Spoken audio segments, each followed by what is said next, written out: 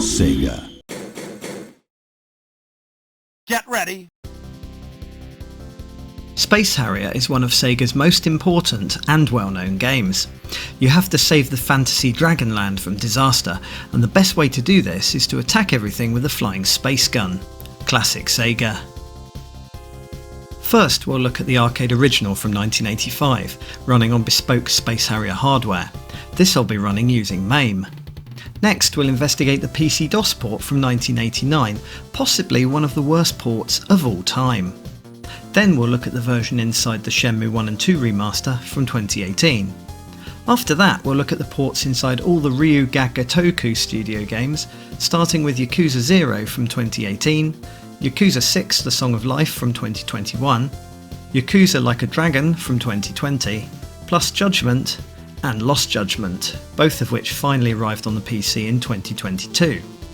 We'll finish with a palette cleanser, taking a look at the Japanese-only Typing Space Harrier, which came out in 2002. Phew, better get cracking. The 1985 arcade version released in a range of cabinets, including the rolling type, shown on the left here, which tilted as you played, the sit-down type, which is the most well-known now, and the regular upright type, not shown here. The game was originally envisaged to use a Harrier jump jet, but it didn't quite look right in testing, so was switched for the now classic dude with the flying gun. However, the cabinets still show a collection of dials and a joystick that look more at home in a fighter jet.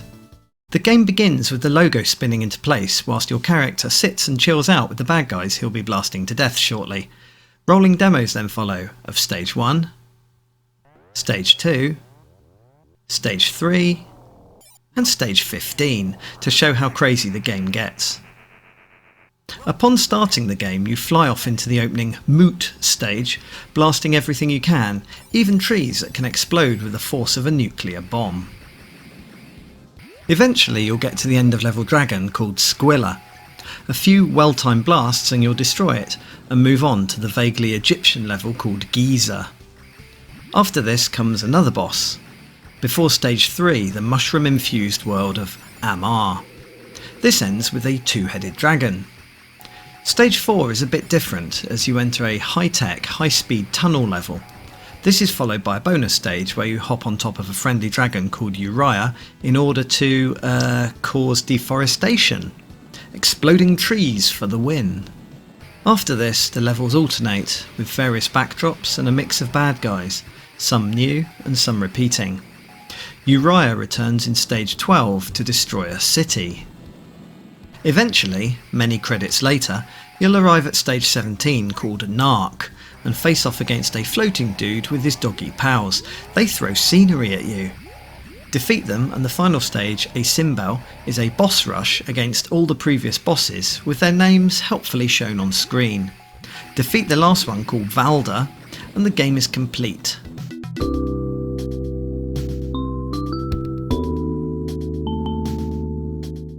With Uriah taking you off into the sunset, perhaps to crash through another forest or city, who knows? The end. Now, watch me play with 1 credit and 3 lives to see how far I get.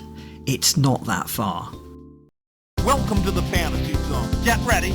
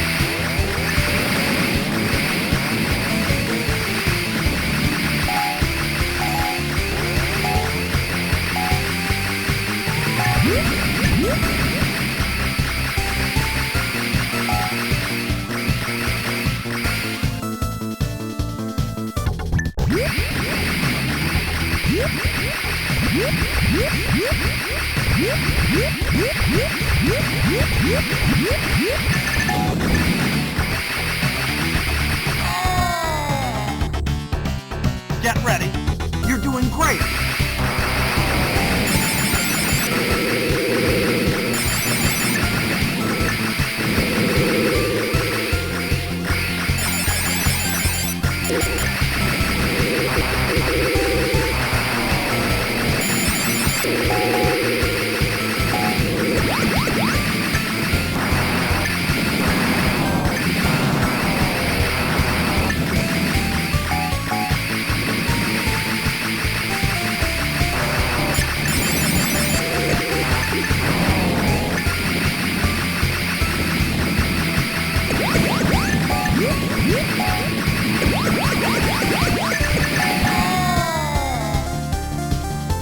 Get ready. The PC DOS port arrived several years after the arcade game in 1989, coming both on 5.2-inch floppy disks as well as a re-release on 3.5-inch. Surely this would prove to be fairly playable? Well, you better get ready, as the Harrier might say. The game opens with a fair recreation of the arcade title screen, but the bleep chip music is, well, pretty awful. Let's get the game underway, shall we? Oh my god. What we're looking at here is the equivalent of an animated GIF of Space Harrier running at maybe 5 frames a second. You might have thought I've set up DOSBox incorrectly and it just needs the emulation speed increasing.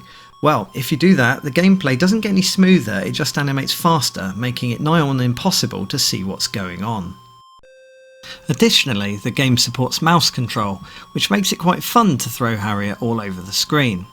However, this can mean you suddenly collide with something, as the screen refresh rate is so abysmal.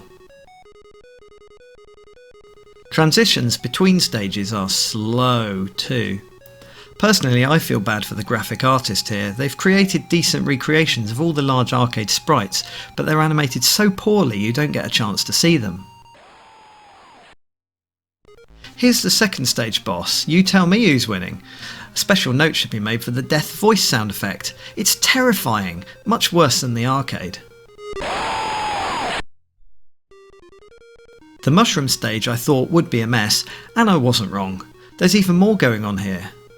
The two-headed dragon looks great, but again the animation is just dreadful. The high-tech tunnel stage lacks the roof, but that's not really surprising, as it would have probably killed the frame rate stone dead. And what about the Uriah bonus stages? Well, they're here, but the ground doesn't move up and down, making it feel a mess, just like the rest of this game. Right, hold on tight as I play 1 credit on this version. You might want to turn your speakers down a bit.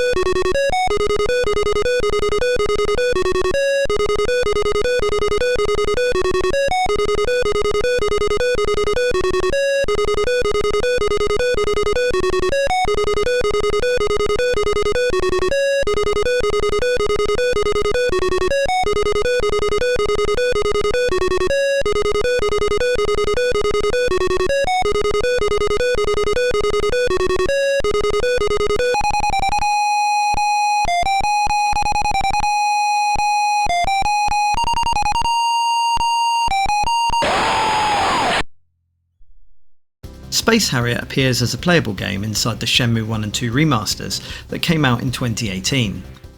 In the first game, you'll find the arcade unit in the U arcade.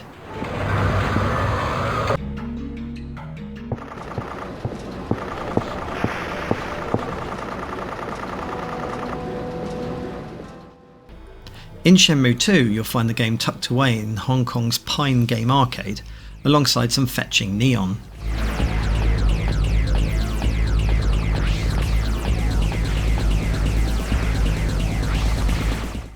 An interesting feature of these Shenmue ports is that you can choose how many credits you want to put into the game. $5 a game. Up to 9. I'll play it once. However, the game doesn't implement continues properly, so each credit is seen as a whole new game, which is a bit frustrating. The game renders in the letterbox with slight filtering. Welcome to the fantasy zone. Get ready. The sprites scale strangely, often showing higher resolution than the arcade original. This is different to Shenmue's Hang-On port, where the sprites always stuck to the same pixel size. Also, you probably noticed a huge echo effect applied to sound effects. In-game, the music feels warmer and more full-sounding than the arcade original, but once you've noticed the way sprites scale differently, you can't unsee it. There's also a bug with shadows in this port, as they are flat shades of colour and not transparent. Now, watch me play one credit of this port. Cheap deaths aplenty. Welcome to the fantasy zone. Get ready.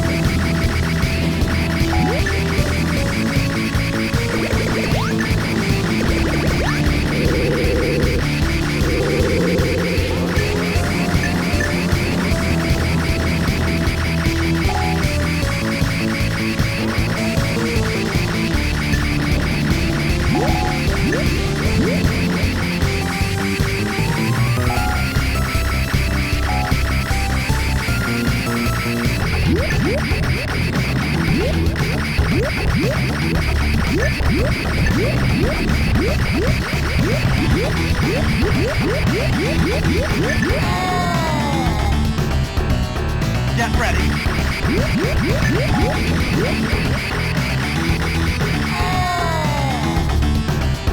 Get ready. You're doing great.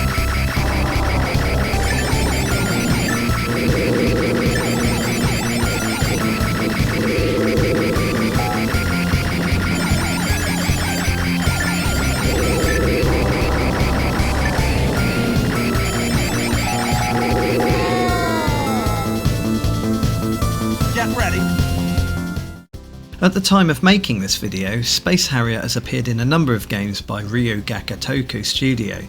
It's playable in Yakuza 0 from 2018, Yakuza 6 The Song of Life from 2021, Yakuza Like a Dragon from 2020, yep, the 7th game in the series came to the PC before the 6th one. Plus it appears in Judgment and Lost Judgment, both of which made it to the PC in 2022, once licensing rights were sorted out on the lead actor. Yakuza 0 is set in the 1980s, so you need to go into the Sega High-Tech Land arcade to find the game.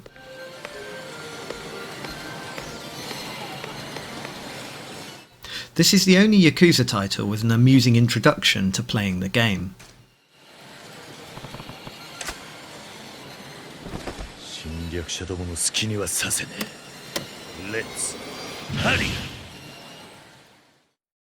Once you've been shown the controls, you can then adjust the screen size. We'll go for full screen non-stretched. This is the only version of Yakuza which hides the fake arcade plastic surrounding the sides of the screen when running like this. Welcome to the fantasy zone. Get ready. One issue with the Yakuza 0 port is that the game often loads with this soft blur filter applied.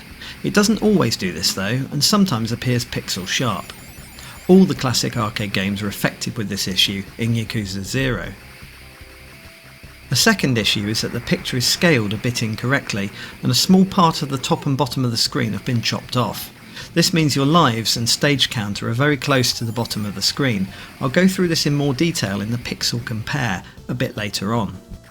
All of the Yakuza and Judgment games offer a rapid fire button, which makes shooting a bit less tedious. In Yakuza 6 The Song of Life, Sega's high-tech land has morphed into Club Sega. You'll find the game downstairs.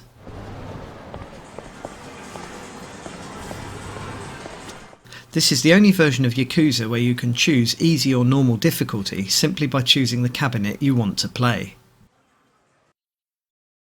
Once again, you can set the screen aspect ratio before playing.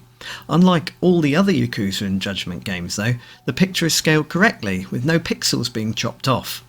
I expect this might be related to Q-Lock handling this port, unlike the other Yakuza titles.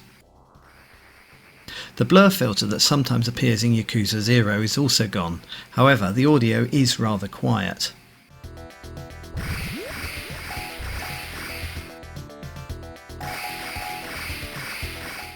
Yakuza Like a Dragon has the cabinet in a smaller Club Sega arcade.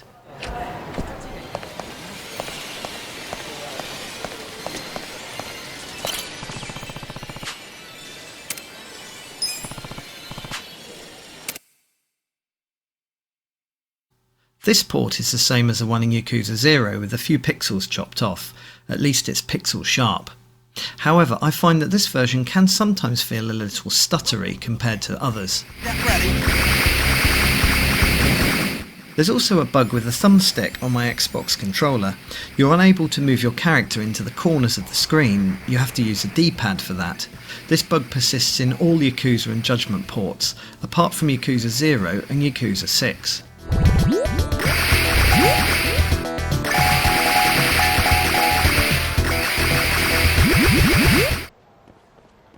In Judgment, you'll find the game upstairs in Club Sega.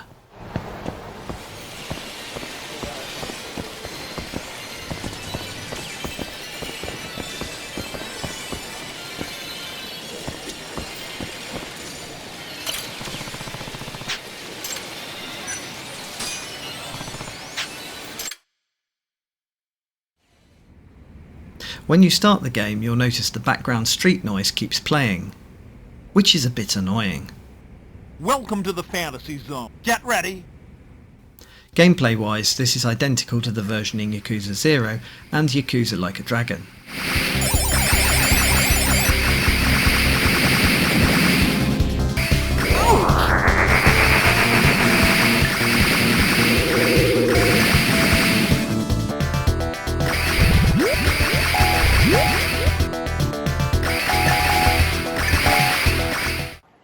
Finally, we come to Lost Judgment. The game is again upstairs in the large Club Sega.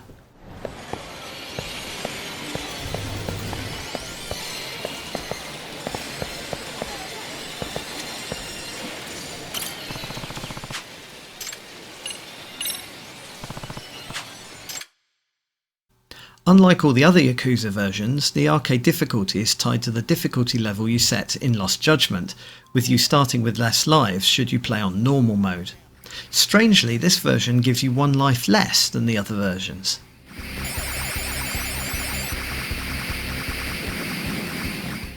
Sound is slightly quieter here, but at least there's no street noises still playing in the background.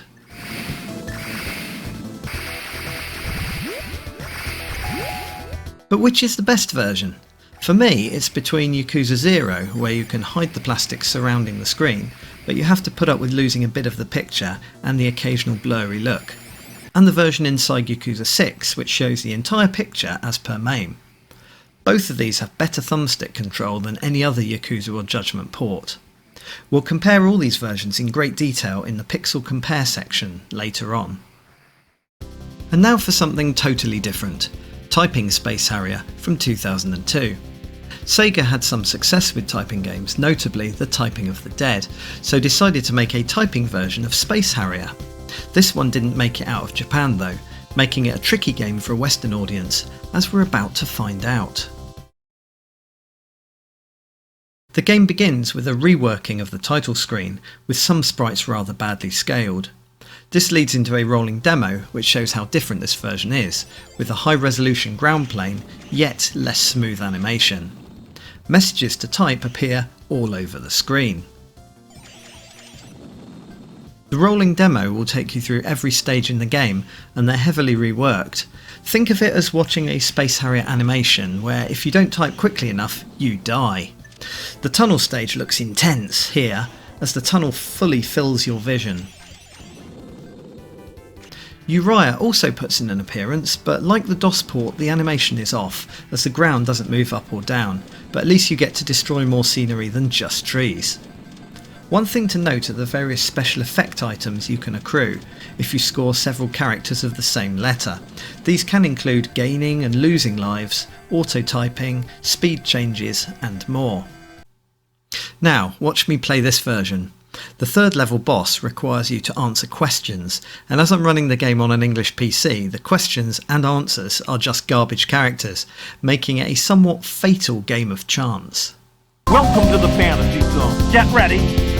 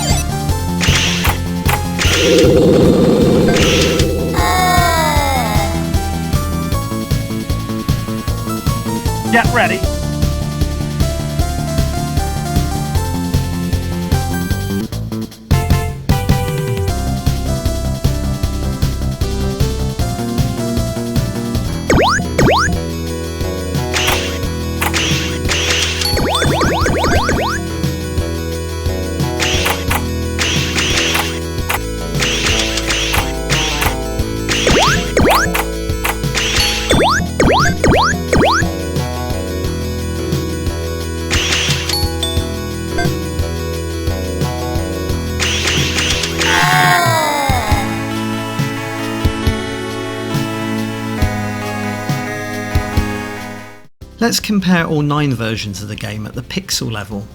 We'll look at both the title screen and an in-game shot. First, here's the arcade version at 4:3 aspect ratio.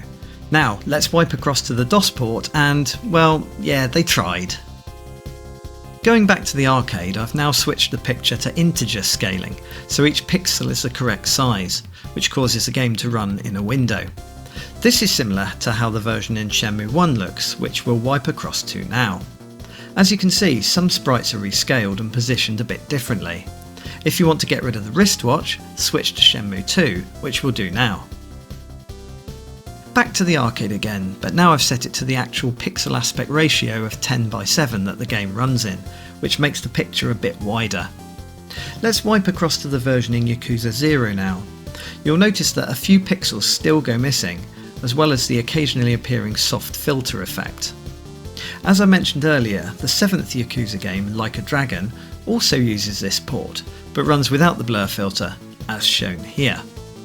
Sadly, the fake plastic arcade surround stays on and appears in all the following titles. If I now wipe across to Judgment, you'll see it's pixel identical to Yakuza Like a Dragon. Similarly, wiping to Lost Judgment shows once again it's an identical port.